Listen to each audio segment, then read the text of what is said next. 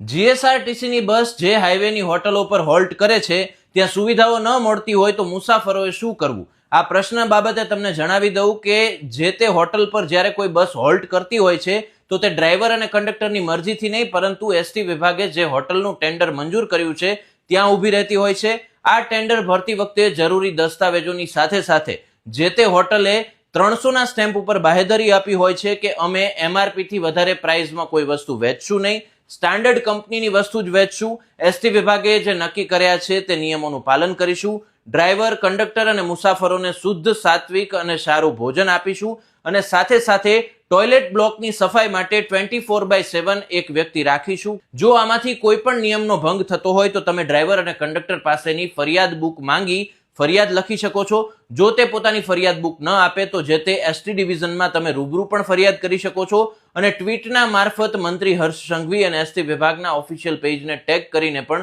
ફરિયાદ કરી શકો છો. જ્યારે પણ એસટી વિભાગ સરપ્રાઇઝ ચેકિંગ કરતું હોય છે ત્યારે પ્રથમ વખત 5,000નો દંડ, બીજી વખત 10,000નો દંડ અને વારંવાર આ પ્રકારની ફરિયાદ મળે તો જે તે હોટલનું ટેન્ડર રદ પણ થઈ શકે છે.